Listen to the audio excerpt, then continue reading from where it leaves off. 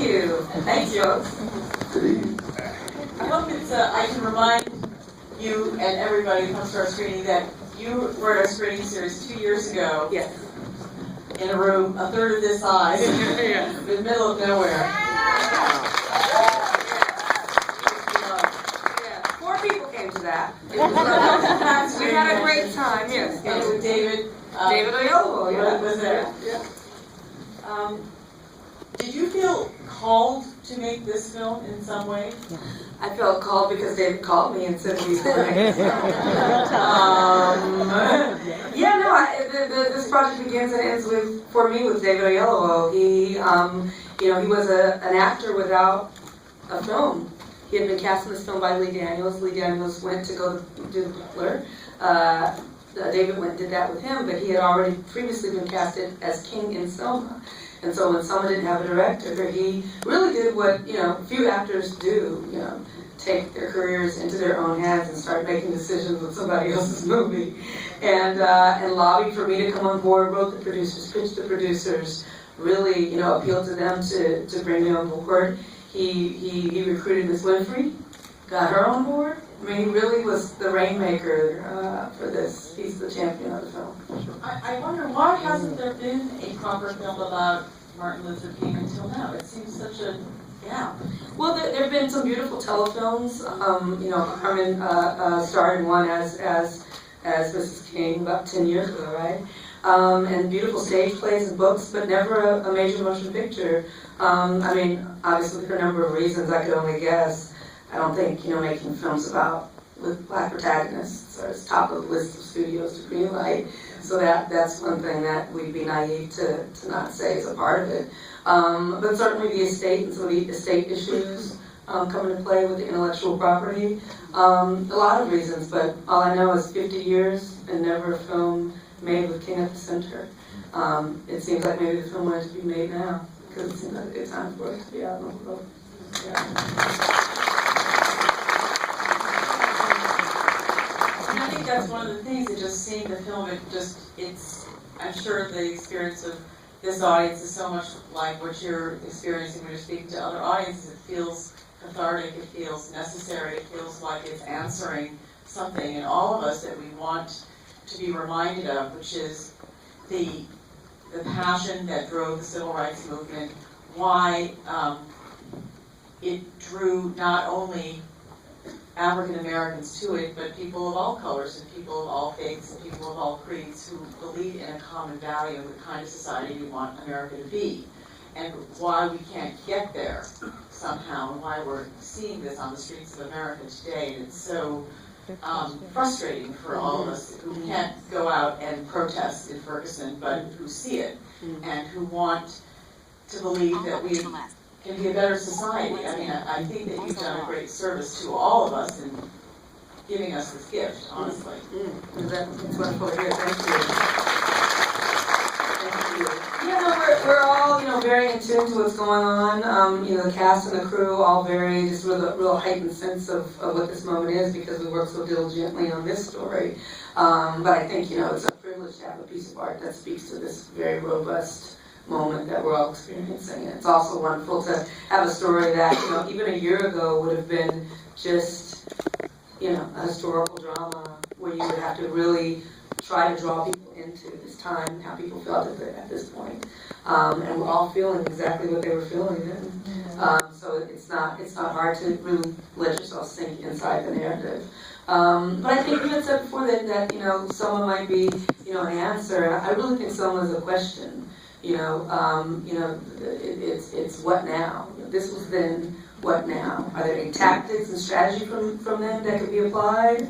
Is there a maturation of those tactics and strategies that we can be looking to? Hopefully it unlocks the door to just some really radical ideas that have been kind of stored away in history books, and people are not reading those these days. And so maybe, hopefully, it sparks triggers some kind of new energy around these ideas, which were really effective. We'll see. I'd like to thank you. Thank you, sir. There's a lot of applause during the film too, which is nice. Well, I would sort of like to open it up to other people on the panel, sort of hear what your thoughts are about being part of a film like this that is debuting on this, on the national stage at this particular time? How does that make you feel, and what are the conversations you're having with people? Well, it's been really one of the most important experiences I've had in my life. I always want my life to be purposeful. I want my art, I want to be a part of art that means something, that can impact the world in a positive way. And I don't know if I've ever been a part of something that was so really relevant and can have the impact that it can have, because I look at Selma as an extension of, or a branch on what the people of what Dr. King and the SCLC and the everyday people, as you said, of all nationalities, they came and stood up and prayed and believed and marched. Selma is like it's an extension of that. Like it's being brought into this moment right now, so that some 13-year-olds can be aware. There's some kids that don't even really know who Dr. Martin Luther King is. And, now through film and through something that is relevant to their lives, because they see it going on right now, they can, they're standing up for Ferguson in certain ways. You see young people standing up, and whether they Instagram in the protests or whatever, now they can see themselves, they can see the history and kind of get a better understanding. And that history is important for all of us to know. And as Ava said, we can take some of those ideals and tactics and say, okay, how do we improve on them if we need to improve? And then, what was the core of that? What things worked? And I think it's just a blessing to be a part of something so important. And for me, is what I live for. This is what I'm grateful to be on this earth for. So it's been, I'm just grateful.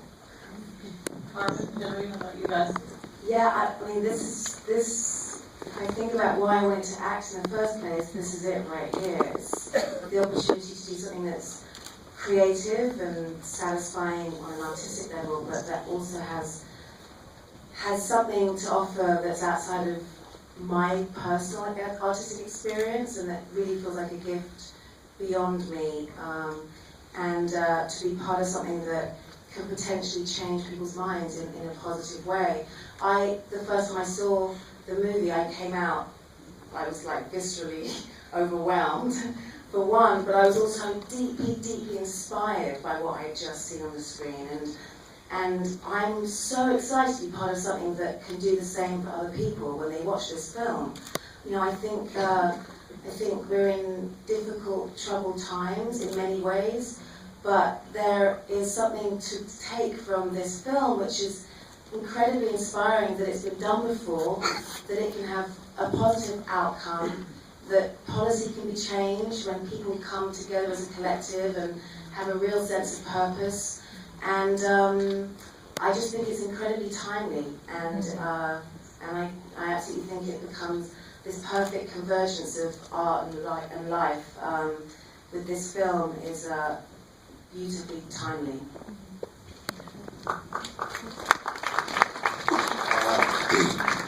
From my experience, from 1960 to 1969, I was in the service, and most of that was overseas in Europe and in Vietnam. And so I missed all of that, the march. We would hear about it, and I would get third-hand information, which really didn't register at the time. And it wasn't until, and I sent Ava an email saying that this was my civil rights experience. Mm-hmm. This was a gift that my kids, my grandkids, their grandkids will be able to see. And for me, and I've said it before, this is the crown jewel of my career. And whether I work again or not, let's hope I do.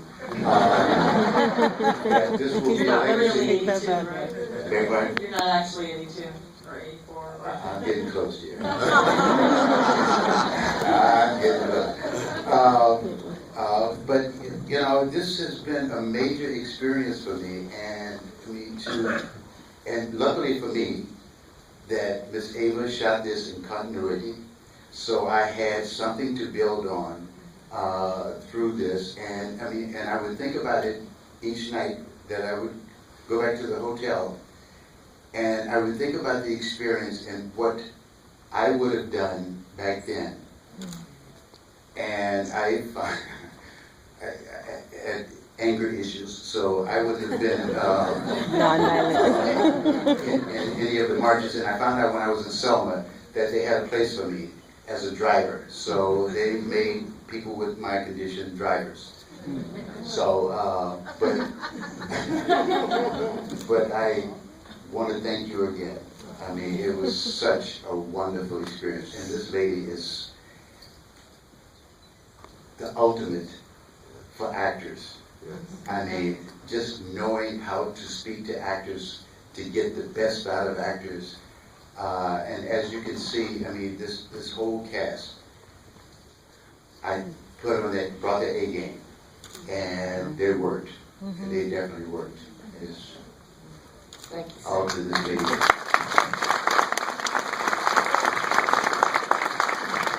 Let's expand on that a little bit, because obviously if David's performances, Dr. King didn't ring true. And of course, he's a British actor, which is also interesting that he embraced the role, and I'm sure there's a whole lot of actors, American actors, who would have loved to have the opportunity to play him. But so, how did you work with him? How did he? Where is he? He's in London. Okay. Yeah, he's in London with doing London Press BAFTA, and he's with his family there. Sharon, she's like, where is he? Why did he here? He's like, why did he Yes. No, I mean he's an actor that's deeply rooted. He felt a calling to play this part, so much so that when the project went dormant, he put it together himself. He resurrected this project. It was dead. And so his, determination to play this role, to keep it alive, when producers said, let's put it aside for now, to bring in Oprah Winfrey, not easy to bring in Oprah Winfrey, to advocate for a filmmaker that he had worked with before who had only made a $200,000 film, to actually convince producers, Academy Award-winning producers, to let her, a woman, a black woman, handle a $20 million who, is designing his own destiny, and who really, with all of the weight and the determination to put the film together, then stepped into that moment in a way that is so deeply layered, was so soulful. I mean, we watched the transformation. It was full-bodied. It was, it was in total. He became another person before me. He's a dear friend of mine. And my friend disappeared for about 3 months. I mean, he was a good guy, but he wasn't David. He was Dr. King. He talked like this, and he walked around, he ate ribs. I was like, David. But no, I mean, he really... Are you saying he stayed in character? Yeah, he stayed in voice. It was always David. And we called him David. I was like, I ain't calling you Dr. King when we, in the morning. But he never wanted that. He was David, but he was King, right? We would call him David, yes. But he was speaking to us back as King. It was a little interesting. His wife says that, he went home and he was King. I mean, he never broke voice. You know what I mean? He would break character, but he would never break voice and body movement. He always wanted to stay in that. Maybe he felt like once he got it, he didn't want to. Yeah, he didn't want to break that space because the voice and the physicality is so specific. Yes. So he committed, and that's a major commitment to wake up as King every day. Yeah. I mean, I can remember one moment where I was like, I already knew David as an actor, was a great actor, but we were this is like right when we were rehearsing. And we went to the King Center just to get the vibe and do some research. And Bernice King requested that we come see her. And it was like going to see like the teacher, the mean teacher, the tough teacher. The tough teacher, let me not say me, the tough teacher. And when we got there, she was looking at all of us and she pointed her finger and said, "Who are you playing?" And Tessa Thompson said, "I'm playing Diane Nash." She said, "Okay." And she looked at me and said, "Who are you playing?" I said, "I'm playing James Bevel." She said, "Okay."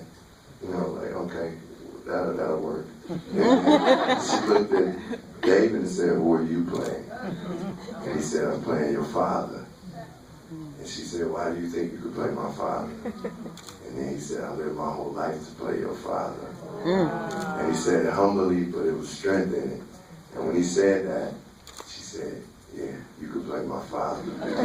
And from that moment, it was like, I just knew he was Dr. King. You know, it was there. And it was times when I would watch his hands and watching him move, and you can just see, you know, that this guy was Dr. King.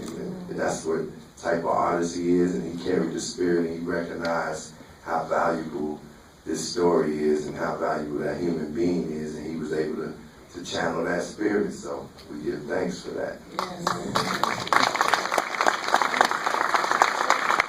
One of the things I appreciated about the story is that you didn't make him a saint.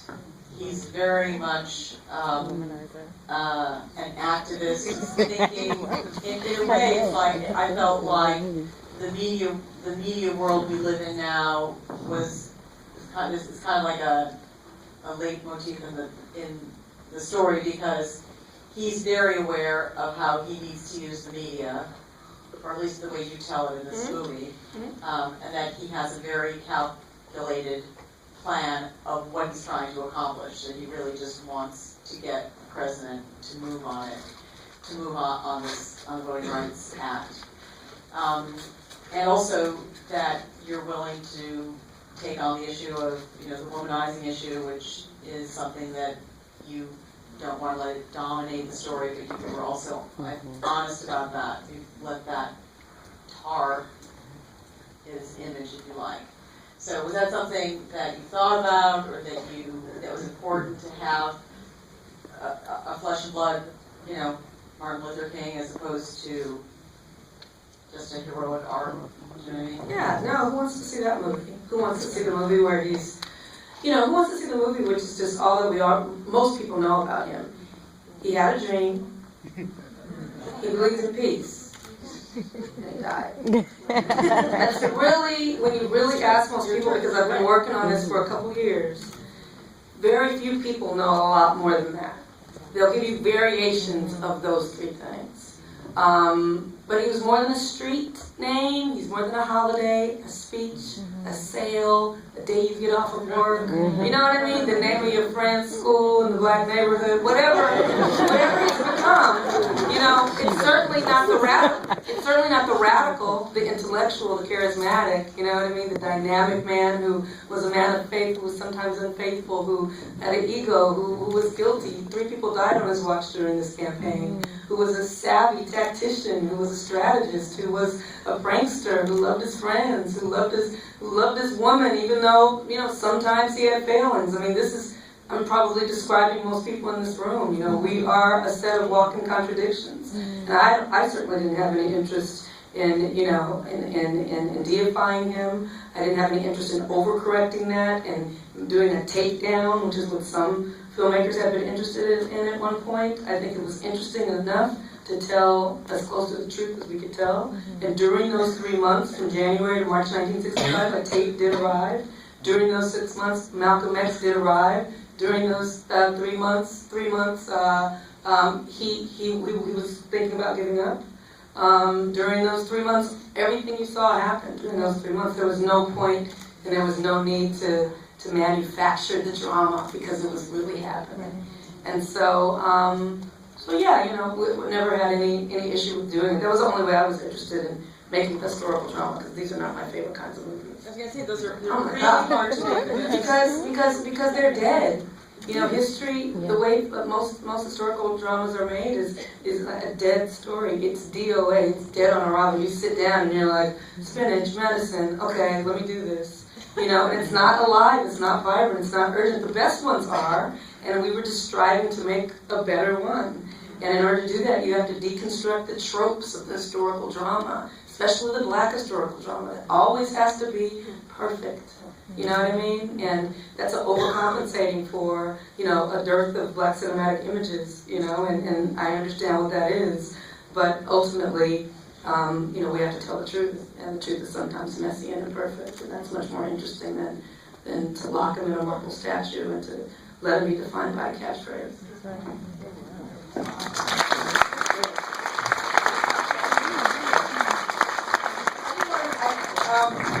These folks have to run to a different screen, so and I want to take some questions, but I did want to ask you that you brought up the question of intellectual property in the estate, and my understanding is that you wrote that last speech that that Dr. King gives because you were not able to get the rights to his actual speech. What is the what's the issue there? Like, what is all the speeches are not real King. Right, but Yeah, they're folk King. right. Yes. But no, the rights belong to another filmmaker, so they just were never available. Yeah. It's not the estate. Well, the estate has licensed those rights to another filmmaker, so they're not available. So it's been 50 years since these events happened, and there's never been a film with Dr. King at the center.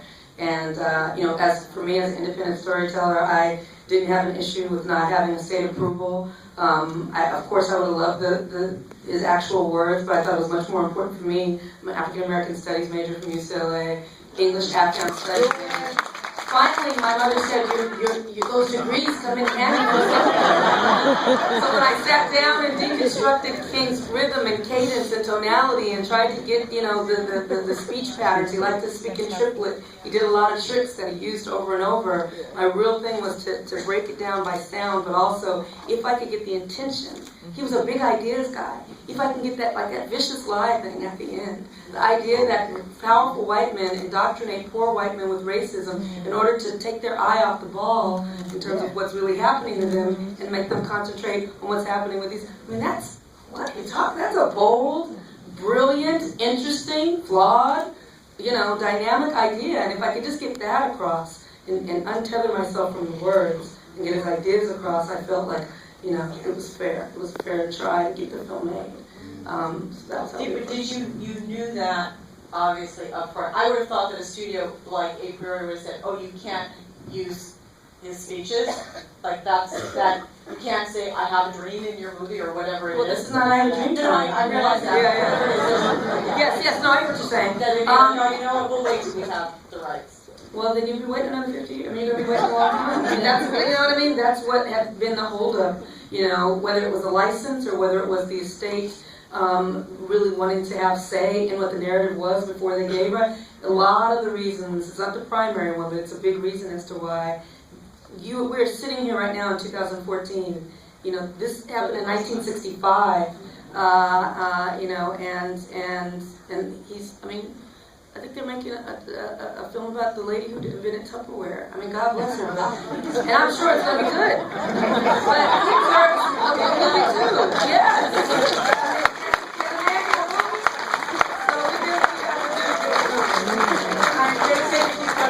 They are not allowed to yank you until people get to say a few of the things in their mind. All right, go ahead. Hey, how you doing, Hank? Lamar. And I just... Tonight, when I got the invitation to come see this, and yeah, hey, this is we go back 2 years, man. I wondered, having been a bodyguard for Dr. King and the Victory Over Slums movement in Chicago, I've talked to some people in the line, you know, and they was treating me like some kind of hero or something, you know. And I wondered, really, how can they make a movie about Dr. King when this is the Black Gandhi that my shoulders touched back to back with it? There's 100,000 people marched down Columbus Drive with us, and he pinned a sign on the City Hall door in Chicago saying the Black Winds are calling. I'm wondering, how can they do a film about Selma? So I want you guys to know that you really did it. David embodied Dr. King. Carmen, your contribution. Hank, your thing is Lee. Your thing, sister, is Coretta. and yours as a director, you really got Dr. King's idea across, and he came across in this film. I'm gonna repeat your comment for the people in the back, and sir, I thank you for that. He said he liked you. He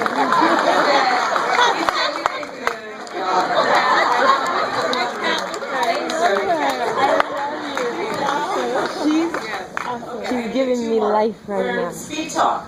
How was it making the first scene where they went over the bridge? Like, what was that like for each of you? Because for me, I was angry. Like, I was feeling a lot of emotions. So you're talking about Bloody Sunday? Yeah. Okay, so we'll have one answer to that. Who wants to talk about Bloody Sunday? Anybody? Bloody Sunday. None of them were in the Bloody Sunday scene. It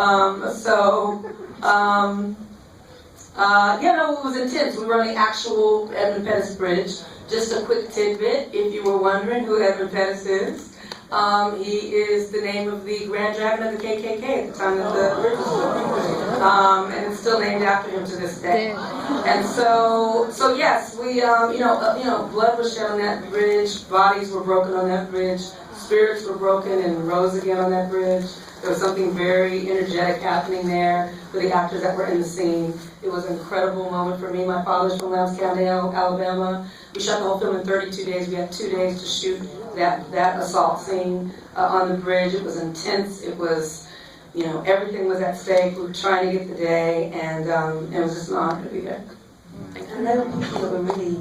Yeah, we had some survivors from the real march there, which just heightened it even more. Okay, I don't want to hold up the other screen because There's one man here. He has a quick question. Okay, It's so okay, quick. everyone, It's you're so okay. fast. I just wanted to say thank you for this amazing gift, and I hope that the film occupies all the theaters, all the screens now vacated by